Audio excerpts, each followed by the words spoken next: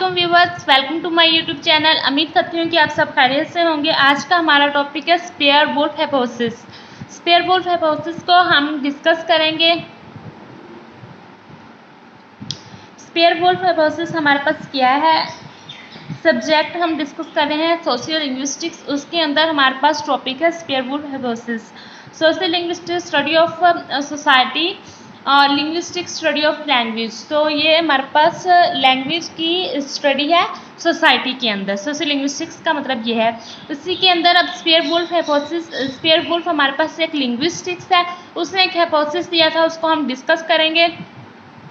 बगैर time waste किए अपनी वीडियो की जानिब चलते हैं। The Sapir Whorf hypothesis are as we know it today can be divided into two basic principle. जो स्पेयर वुल्फ हाइपोथेसिस है ना, उसको दो बेसिक प्रिंसिपल में डिवाइड किया गया है। वो कौन कौन से हैं? Linguistic determinism and linguistic relativity. ठीक है, इन दोनों में इसको डिवाइड किया। किसको? स्पेयर वुल्फ हाइपोथेसिस को टू प्रिंसिपल्स में डिवाइड किया है, linguistic determinism and linguistic relativism में। ठीक है, अब हम इनको डिस्कस करेंगे। पहले हम डिस्कस करेंगे लिंग्विस्टिक डिटर्मिनिज्म। लिंग्विस्टिक डिटर्मिनिज्म हमारे पास क्या है? Language determine thoughts. जो लैंग्वेज है वो डिटर्मिन करती है थॉट्स को। Different languages impose different conception of reality. जो डिफरेंट लैंग्वेजेस होती हैं वो इम्पोज करती हैं डिफरेंट कंसेप्शन जो होते हैं रियलिटी के। जो डिफरेंट कंसेप्शन है ना, उनको उन पे इम्पोज करती हैं डिफरेंट लैंग्वेजेस जो हैं। ये इसका मतलब कि मेन पॉइंट इसके बता दिए हैं लिंग्विस्टिक डिटर्मिनिज्म को।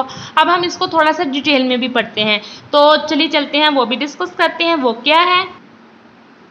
Linguistic determinism in detail a long standing claim concerning the relationship between language and culture। जो लॉन्ग स्टैंडिंग क्लेम है ना, वो कंसर्न करता है relationship between language and culture के। इज दैट, वो क्या है relationship? The structure of a language determine. जो स्ट्रक्चर है लैंग्वेज का वो डिटरमन करता है the way in which the speaker of that language.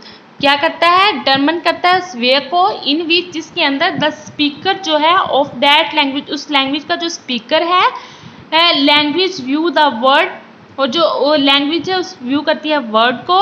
This view is called linguistic determinism. इस व्यू को हम लिंग्विस्टिक डिटर्मिनिज्म कहते हैं।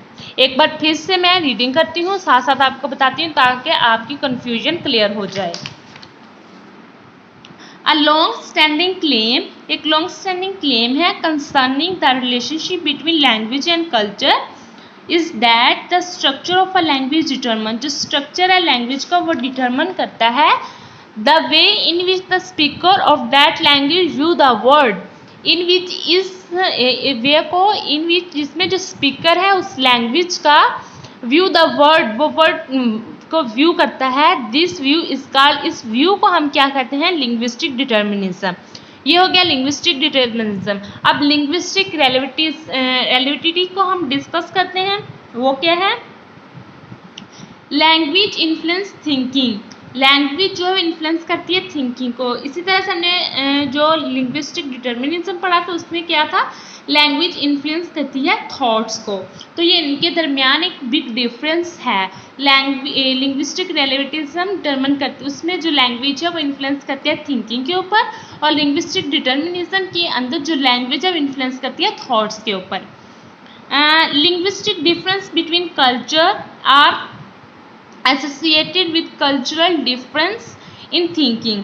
जो लिंग्विस्टिक डिफरेंस है ना बिटवीन कल्चर के दरमियान जो डिफरेंस है लिंग्विस्टिक, वो एसोसिएट होता है कल्चरल डिफरेंस के साथ इन थिंकिंग के अंदर। ये इसका मेन लिंग्विस्टिक का मेन कंसेप्ट है। उसके बाद अब हम इसको डिटेल में डिस्कस करते हैं। डिटेल में क्या है? Linguistic relativism a somewhat weaker version is that the structure does not determine the view but it's still extremely influential in predisposing speaker of the language toward adopting a particular word view। This view is called linguistic relativism। a somewhat weaker version, जो weaker version है वो क्या है? the structure does not determine the view। जो structure वो determine view को determine नहीं करता, बट स्टिल एक्सट्रीमली इन्फ्लुएंशियल, लेकिन वो स्टिल एक्सट्रीमली इन्फ्लुएंशियल है, is in disposing speaker of a language, speaker जो लैंग्वेज का है, toward adopting a particular world view, this view is called linguistic relativism, इस लिंग्विस्टिक रिलेटिविज्म कहते हैं। तो ये था हमारा आज का टॉपिक। उम्मीद करते हैं कि आपको आज की वीडियो पसंद आई होगी। पसंद आए तो वीडियो को लाइक कीजिएगा, शेयर कीजिए, चैनल को सब्सक्राइब करना मत भूलिएगा। Thank you.